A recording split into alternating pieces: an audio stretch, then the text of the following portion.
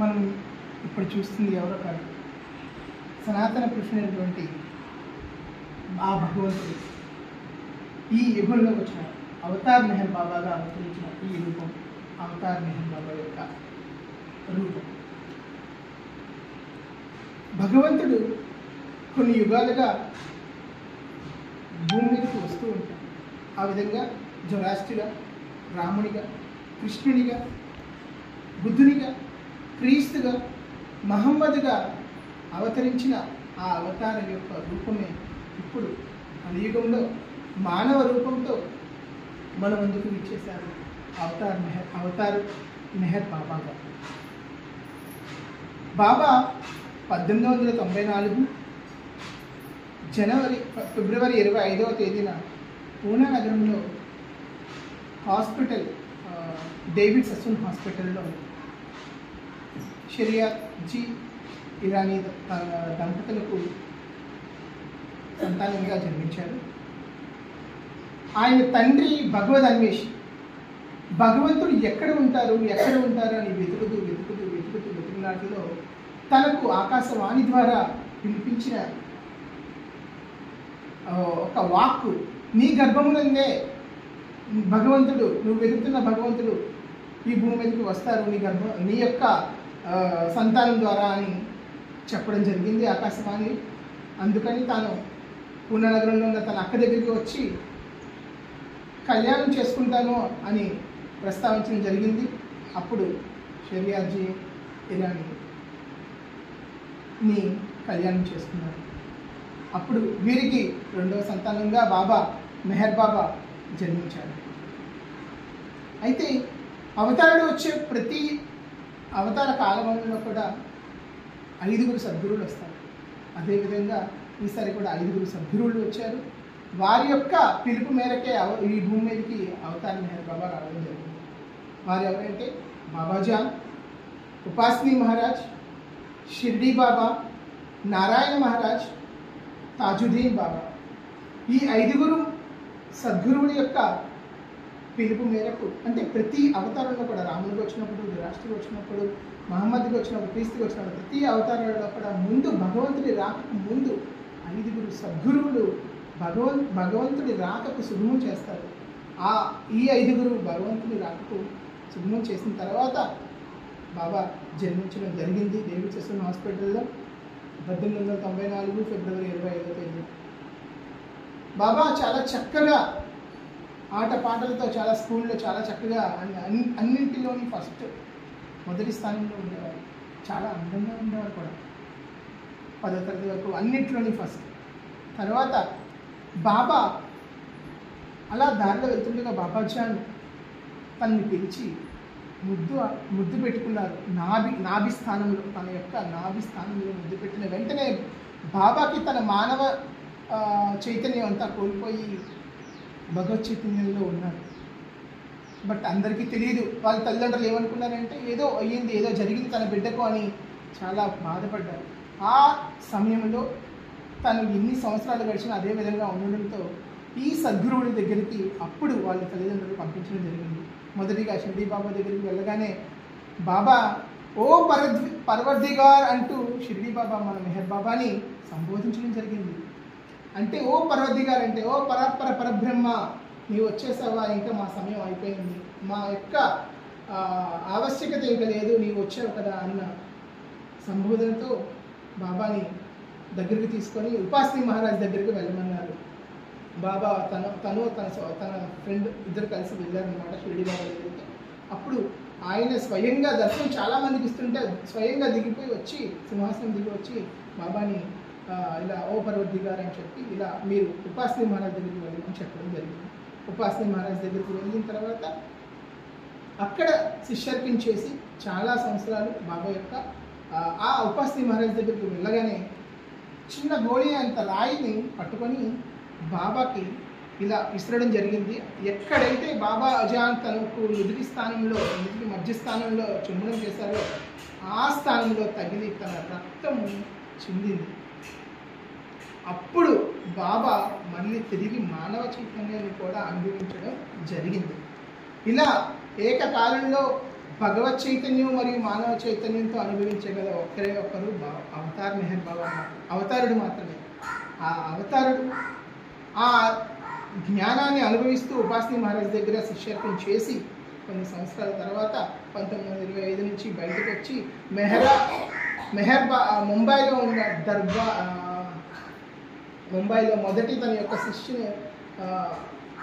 శిష్యర్కాన్ని చేశారు. మొదటి స్థానాన్ని గురువులు ఒక కూటమిని ఏర్పరిచి అక్కడ ఫస్ట్ శిష్య మండలిని ఏర్పాటు చేసి అక్కడ స్టార్ట్ చేశారు. తర్వాత మెహరాబాద్ వచ్చి అక్కడ స్థిరపడి మెహరాబాద్లో తన యొక్క సందేశాలను ఎన్నో ఇచ్చి మండలితో ఏర్పాటు చేసి నవజీవనం మనోనాశం అనే కార్యక్రమాలు ఎన్నో మానవులకి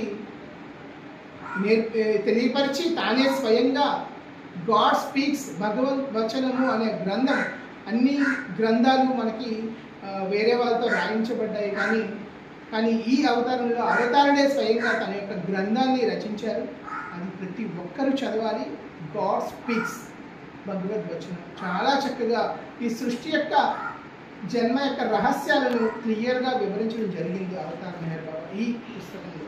అలాగే 2 పుస్తకాలు కూడా రాశారు బాబా స్వయంగా. చాలా పుస్తకాలు ఉన్నాయి. ప్రభు చరిత్ర ఉంది. మండలి సభ్యులైన బాబూజీ కల్చర్ గారితో రచించబడిన ఈ ప్రభు చరిత్రము, బాబా యొక్క చరిత్ర మొత్తం తెలుస్తుంది దీని ద్వారా. సో బాబా యొక్క విషయాలను మరింతగా తెలుసుకోవడానికి చాలా పుస్తకాలు కూడా ఉన్నాయి. బాబా 1925 జూలై 10వ తారీఖు తన మౌనాన్ని స్టార్ట్ చేశారు. ఎందుకు మౌనం స్టార్ట్ చేశారంటే, ప్రతి అవతారంలో నేను వచ్చి ఉన్నాను, మీకు బోధిస్తున్నాను, కానీ మీరు వాటిని పెడచెవిపెడుతున్నారు. అందుకే ఈ అవతారంలో నేను మిమ్మల్ని బోధించడానికి రాలేదు, మేల్కొల్పుడికే వచ్చాను. I have come not to teach but to awaken అనే స్లోగన్ని క్లియర్గా చెప్పారు. ప్రతి అవతారంలో నేను చెప్పిన బోధనని మీరు పెడచెవిని పెడుతున్నారు, దాన్ని మీరు వేరే విధంగా అనుసరించేస్తున్నారు. అలా కాదు, అందుకనే నేను ఈ మౌనంతో ఉంటూ మిమ్మల్ని మేల్కొల్పడానికి, మీలో ఉన్న ప్రేమ బీజాన్ని మేల్కొల్పి నా యొక్క ప్రేమను మీకు అందించడానికి ఈ అవతారంలో నేను వచ్చాను అని క్లియర్గా చెప్పారు. అక్కడి నుంచి 1925 ఫిబ్రవరి 10న మొదలెట్టిన మౌనము 1969 జనవరి 31 తన దేహం చాలించినంత వరకు కూడా కొనసాగించారు బాబా. ఈ మౌనంలోనే మొదట పలక రాయడం ప్రారంభించారు. తర్వాత ఒక చిన్న పలక మీద ABCDలు, నెక్స్ట్ 1 to 10, 1 to 9 నెంబర్స్ వేసేసి వాటి ద్వారా మనకందరూ తెలియపరిచేవారు. అది ఇప్పుడు మనందరం వాడుతున్నాం కీబోర్డ్ కింద. ప్రతి ఒక్కరు కీబోర్డ్ లేదు, కానీ మొబైల్లో ప్రతి ఒక్కరు కీబోర్డ్ అదే ఉంది.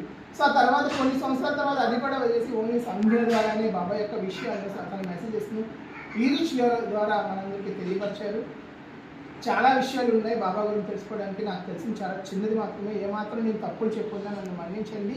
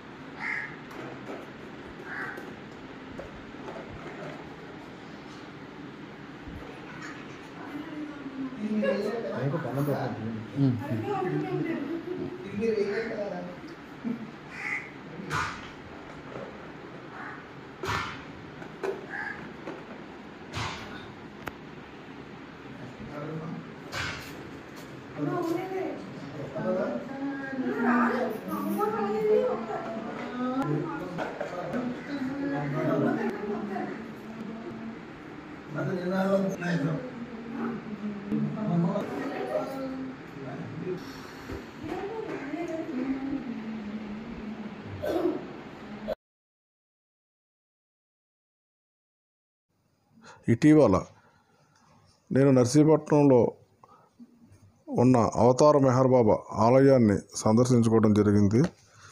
దాంట్లో ముఖ్యంగా బాబా గారు అన్న మాటల గురించి నేను కొంచెం ప్రస్తావిస్తాను. భగవంతుని ప్రేమించడం ఎట్లు అనే వాక్యం మీద 3 నిర్వచనాలు ఇవ్వదలుచుకున్నాను. మన తోటి మానవులను ప్రేమించుడే భగవంతుని ప్రేమించుట. మన ఆత్మీయుల పట్ల మనకెట్టి సద్భావం ఉండునో ఇతరుల పట్ల కూడా అట్టి భావమే ఉన్నచో మనము భగవంతుని ప్రేమించున్నట్లే. పరుల దోషములు ఎంచుటకు మారుగా మనలో ఉన్న దోషములను పరికించినచో మనము భగవంతుని ప్రేమించున్నట్టే.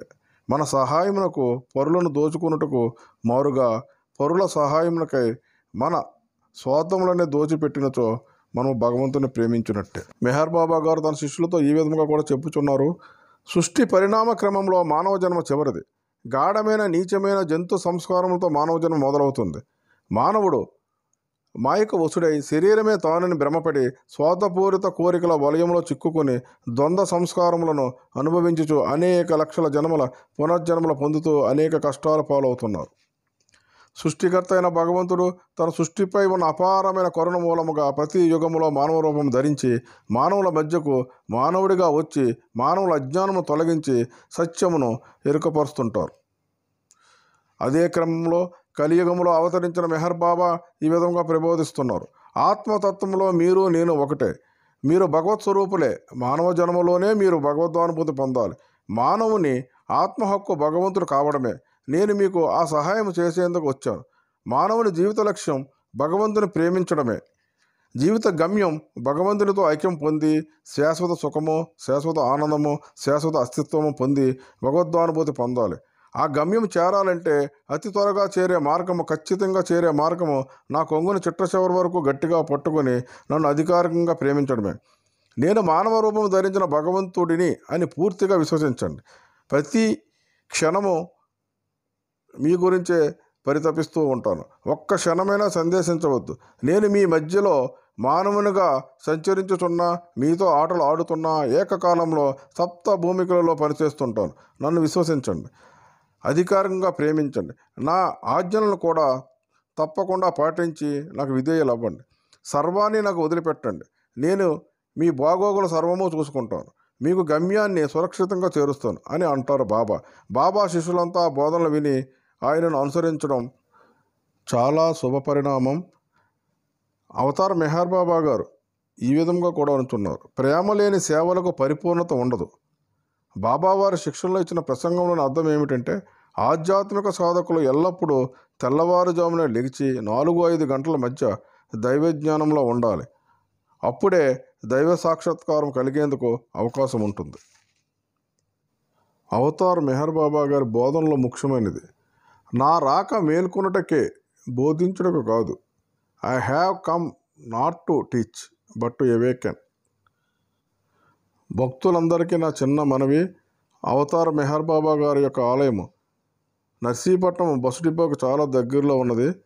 భక్తులందరూ తమ అమూల్యమైన సమయాన్ని వెచ్చించి ఒక్కసారి అవతార్ మెహర్ బాబా గారి యొక్క ఆలయాన్ని సందర్శించుకోవాలని కోరుకుంటున్నాం.